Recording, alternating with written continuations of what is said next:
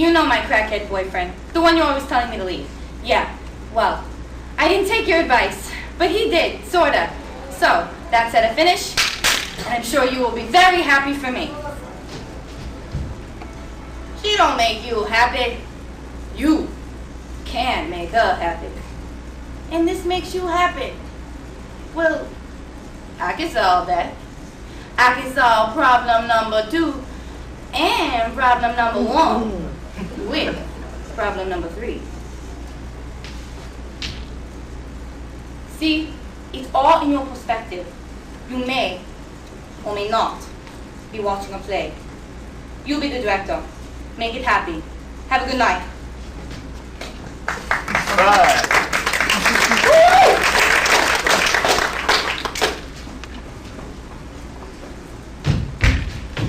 I'm sorry I'm late. UPN sucked me in again. I need her liquor.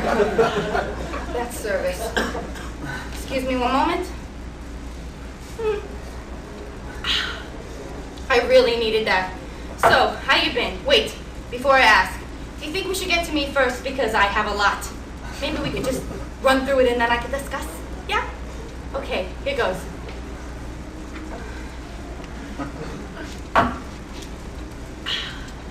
You know my crackhead boyfriend, the one you're always telling me to leave. Yeah, well, I didn't take your advice, but he did, sorta. So, that's at a finish, and I'm sure you will be very happy for me. But wait, there's more.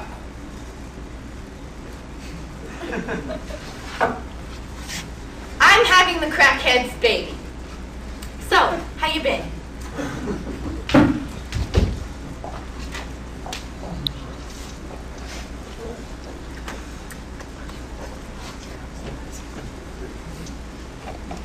Excuse me.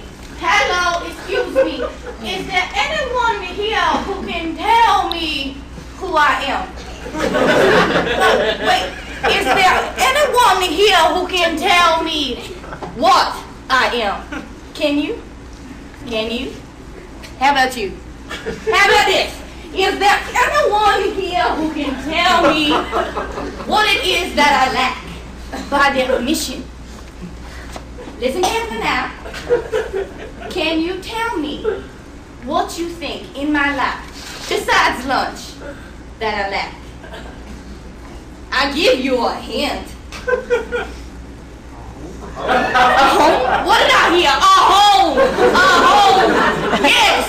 So, some of you might call me homeless.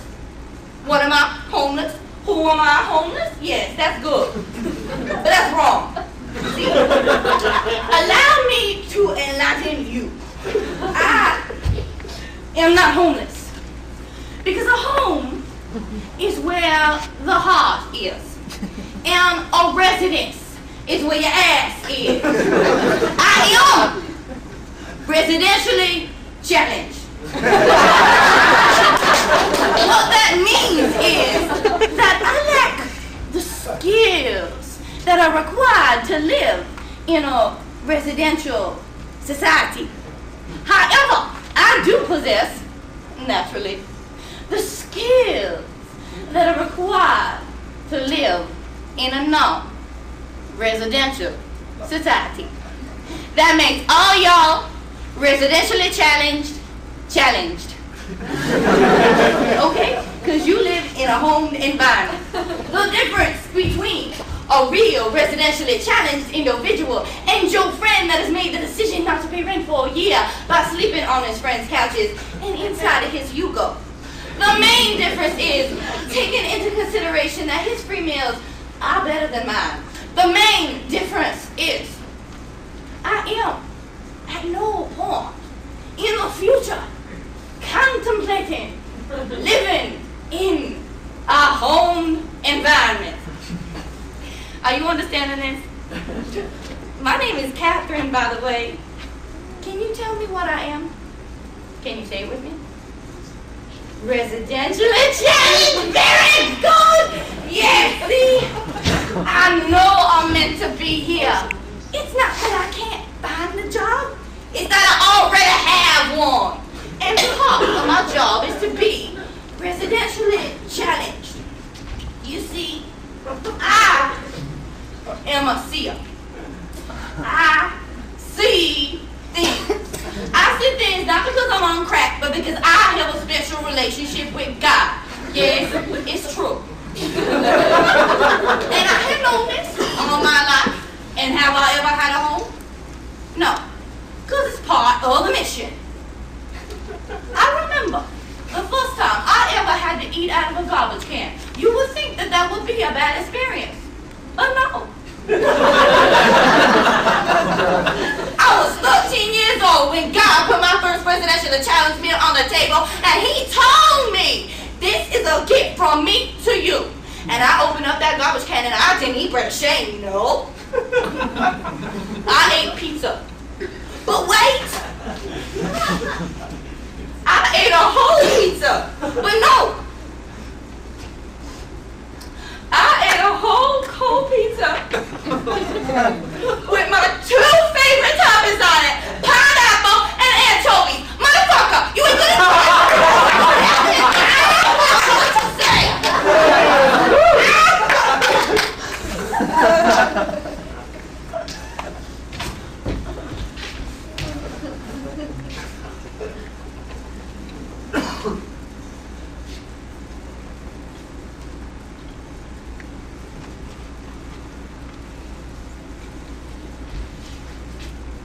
Hello, my name is Emily Orma, and I am your motivational speaker. And yes, I'm deaf. But not to worry, that doesn't mean you can't understand me.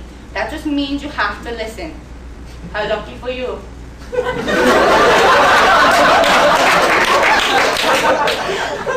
Solomon Gabriel once said, in seeking wisdom, the second stage was listening.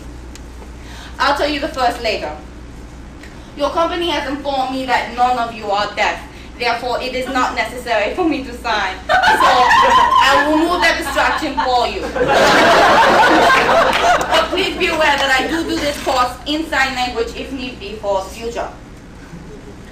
Welcome to the Power of Certainty. This course is designed to transform your life in 4 easy steps. In truth, they're not so easy, but possible for sure. Are you curious to see how you can transform your life in 4 steps? Let's find out. Step number 1, commit this to memory. You have always had, and you will always have everything you need. Everything you need to be utterly happy, completely fulfilled, and totally satisfied. Okay? Some of you may say, why then am I miserable? Can't keep up with the mortgage, light, gas, power, water, cable, home phone, cell phone, car, insurance for the car, gas for the car, home, insurance for your life, food, clothes, family, friends, and what are all your children's names again? The answer is simple. Don't let anyone ever tell you otherwise. You don't know to want what you need, instead of wanting what you don't.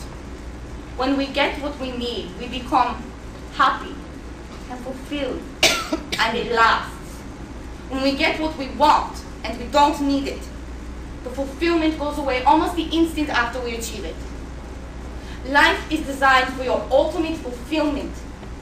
Life is also designed as an escalator. Moving stairs, going down. You move, you stay put. You move fast, you go forward. You stop, you find yourself at the bottom. I don't make the rules, but one rule of life is no free trips. You will be happy as long as you earn what you get. I think we've earned a break. See you in 10.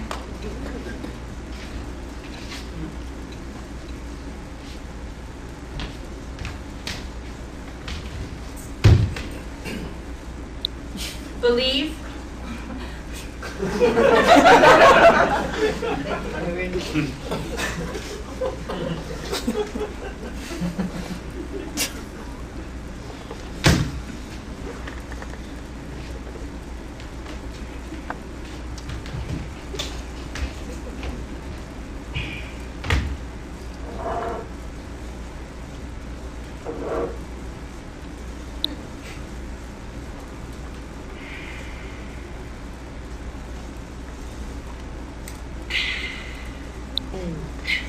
started writing a new song. Want to hear it? It starts off like this. Sitting with my orange soda, wearing my maternity toga. That's all I have so far, but I like it. I don't like being pregnant. I don't like pickles and ice cream. I haven't liked pineapples and anchovies since I'm a kid. And get this, brown rice and peanut butter. I mean, do you know what it's like for somebody who is anorexic to see themselves eat these foods? I mean, I'm not anorexic anymore, but that mentality doesn't totally ever leave you, you know? Especially when you were the way I was. I mean, I used to be so bad. I thought food was the enemy. I get put in the hospital and they fucking fill me up with this fluid through my arm that's supposed to give you nourishment, but really all it does is blow you up like a balloon. So I would get out of the hospital and think I was more fat. On top of that, this shit would make me hungry. Because usually when you think food is the enemy, you don't have much of an appetite. But this shit would make me so hungry. And when you haven't eaten in like a week, you think, I could eat a whole pizza by myself. I remember one time I was like 13, almost 14. I was like 13 and a half. And I had just gotten out of the hospital. And I snuck out of my house, down to the corner pizzeria, bought myself a large pizza, snuck out of the corner pizzeria and into some hiding place where I would then open this box of pizza, look at this pizza, cry, probably from about how fat I was from the fucking fluid, and then I proceeded to throw this whole sweet, cheesy, salty pizza in the garbage. Unbelievable. Want to know what saved my life? Marijuana. I'm kidding you! Marijuana saved my life! Because it's the mentality, man. It's like food wasn't the enemy. Because nobody was the enemy. Food was all of a sudden my best friend. But it started small. It was like I could eat a little bit. And I could eat more. Yeah. Ooh.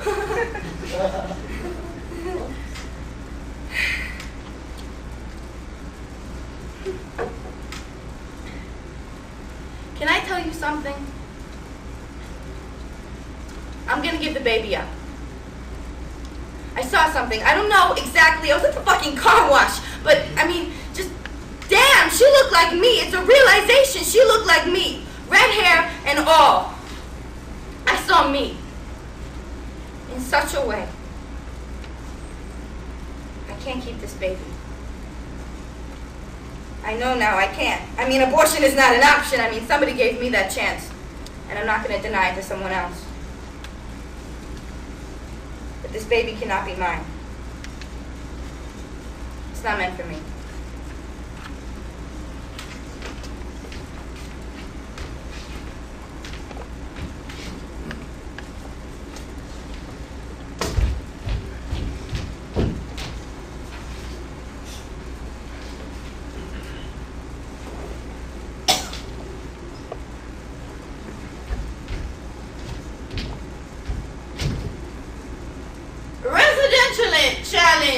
Challenged people like to talk to residentially challenged people.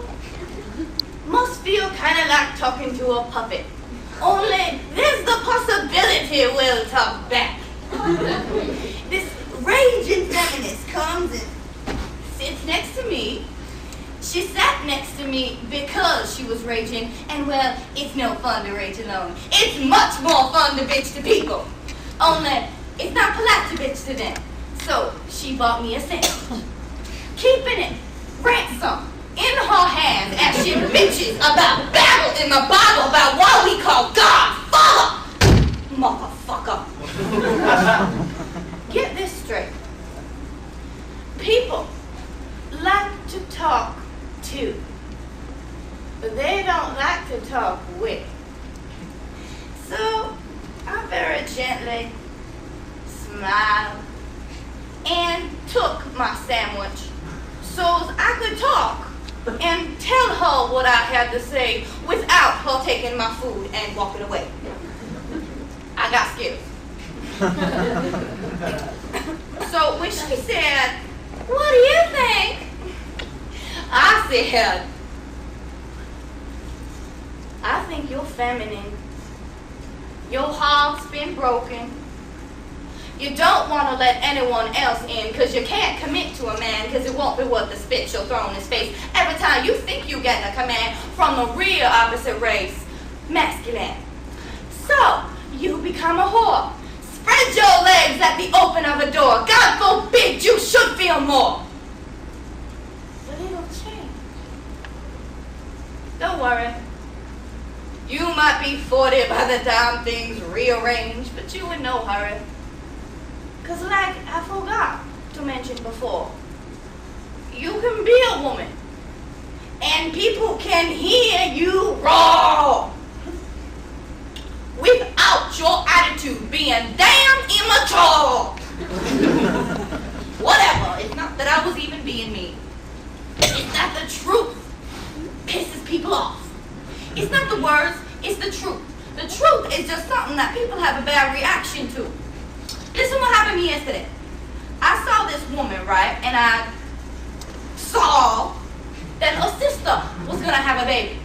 And now, her sister. And now, I usually don't see shit for no reason. So I figure I better congratulate her for her sister.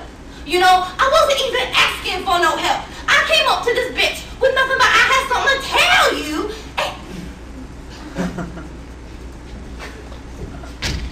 And now, I know I'm smelling. And I don't look in mirrors. But how shabby can I be for this bitch to take one look at me, scream her head off, and back into the unsuspecting homed individual behind her, waiting to wash her car? I would be so pissed off if I was gonna wash my car and some bitch stepped into it. Right? The shit you see when you hang out at the gas station all damn day. Man, that's not right. I see shit for a reason. Can't do nothing if the bitch is screaming in my face. Didn't do nothing.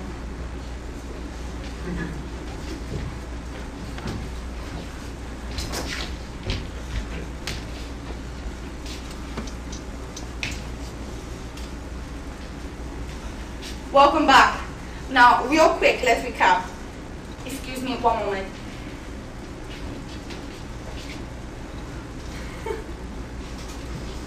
Sorry, I eat snacks slow.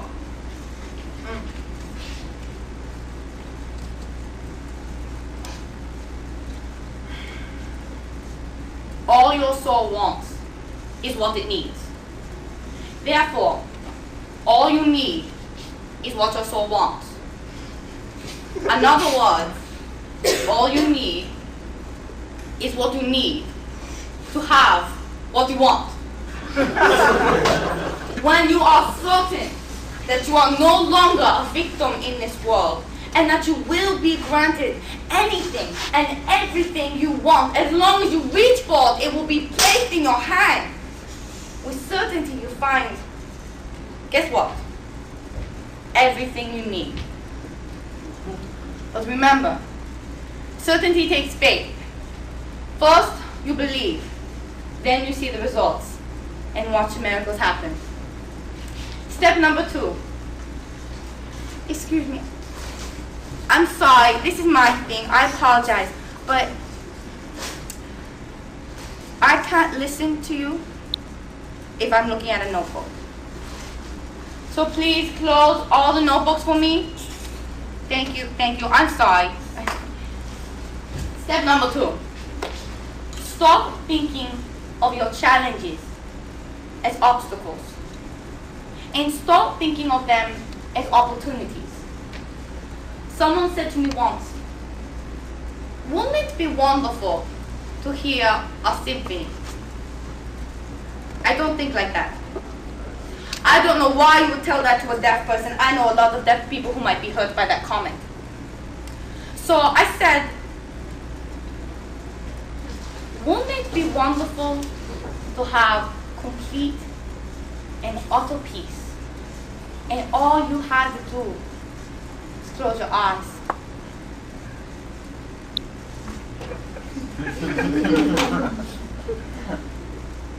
Music is not a necessity.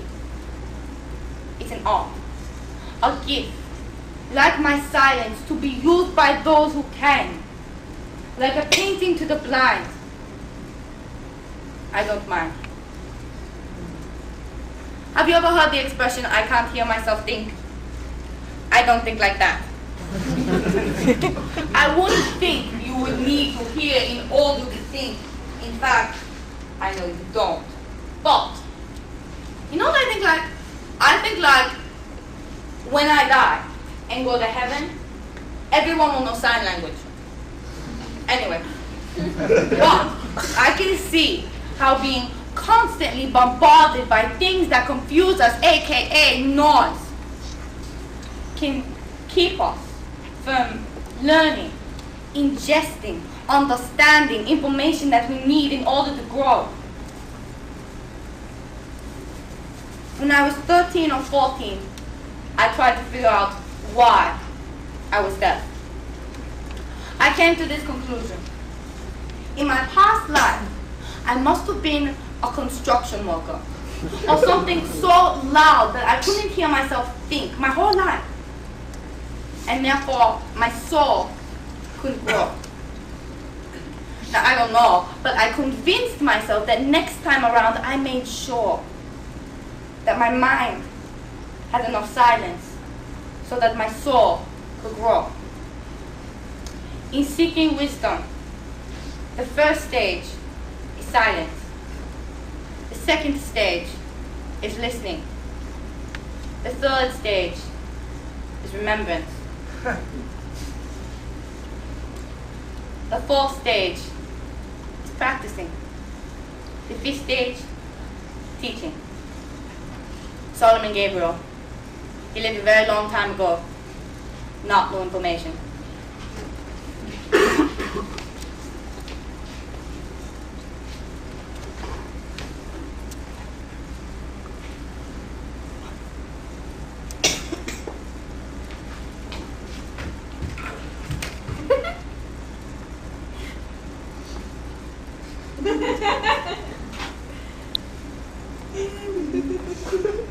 Scooby-Doo, where are you?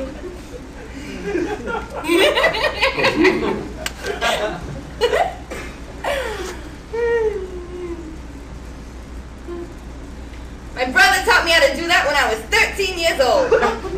Not the coolest thing to teach a 13-year-old. But isn't it the coolest thing you can teach a 13-year-old? Man. My brother, think I might not have had him.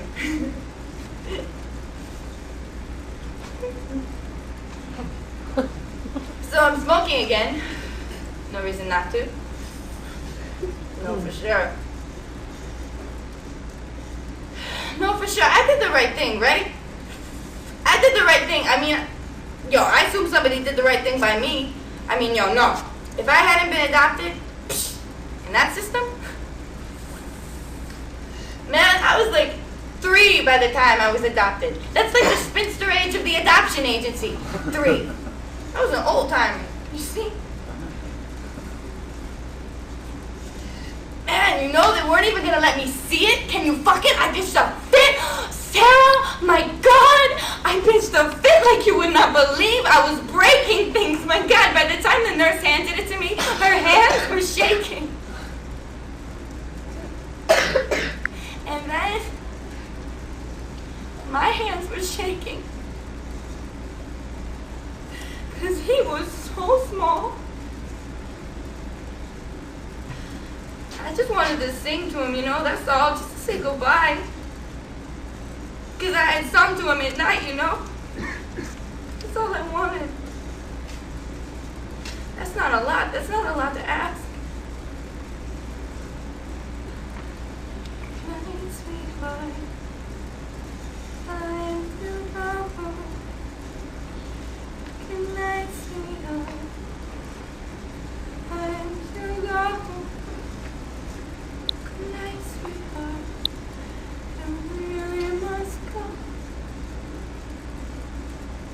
And then she just took them. Oh God, what did I do?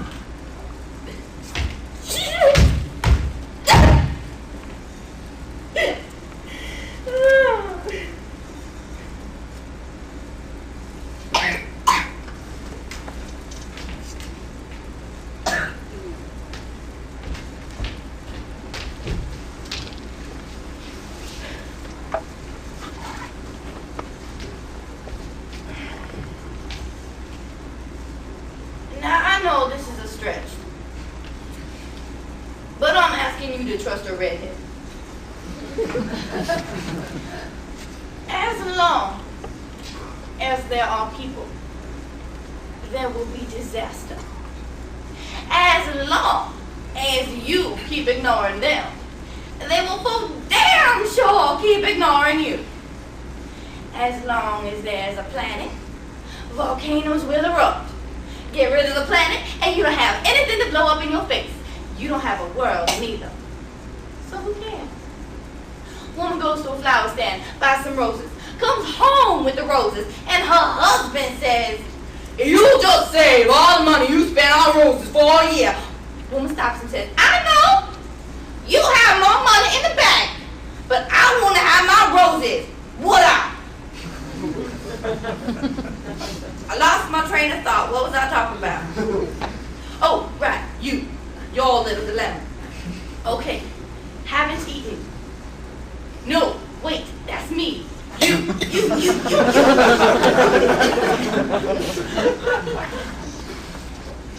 She don't make you happy. You can't make her happy. And this makes you happy. Well, I can solve that. I can solve problem number 2 and problem number 1 with problem number 3.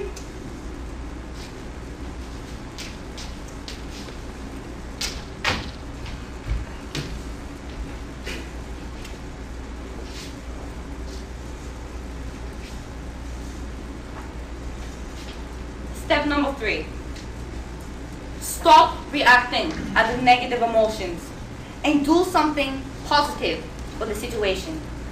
No matter what the situation, it is in the times that we can react negatively and we don't that we grow. Step number 4. Step number 4 is not a phrase. It's the removal of certain blocks that hinder steps 1 to 3. The first block, blame. Never let blame on other people or external circumstances. A man smokes for 30 years and blames the cigarette company when he gets cancer. Who was ever under the impression smoking was good for you? The next block, guilt. Get it gone. Don't waste time brooding about what you did wrong. Change. The third block, indifference. In the real world, it doesn't exist. Indifference is merely a way of hiding your emotions and stunting your growth, like cigarettes. The next block, procrastination. God gave you time to evolve, not to sit around and do nothing. Remember, doing nothing will get you at the bottom. The last block and block of all blocks, doubt. Get rid of it. Your perspective is everything. My father is healing, my mother is deaf.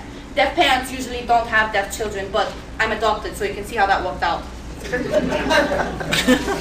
What would my life be like?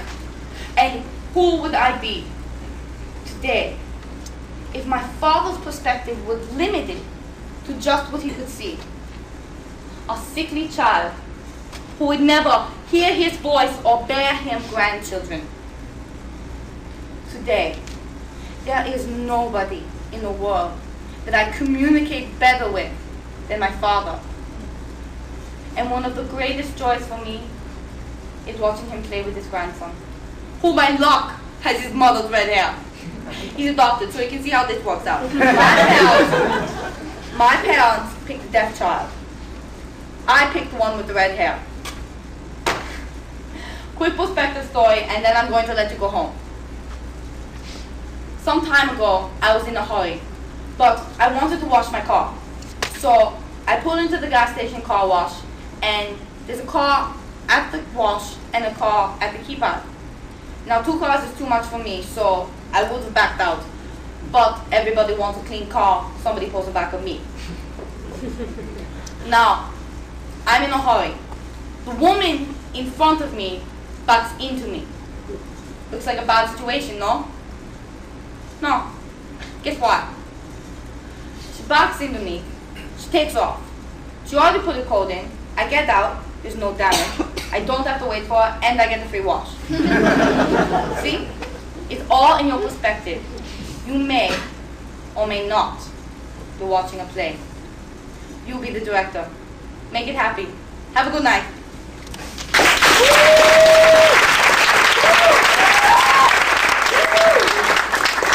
You know my crackhead boyfriend, the one you're always telling me to leave. Yeah, well, I didn't take your advice, but he did, sorta. So that's at a finish, and I'm sure you will be very happy for me. She don't make you happy. You can't make her happy. And this makes you happy. Well, I can solve that. I can solve problem number 2 and problem number 1 with problem number 3. See, it's all in your perspective. You may or may not be watching a play. You be the director. Make it happy. Have a good night.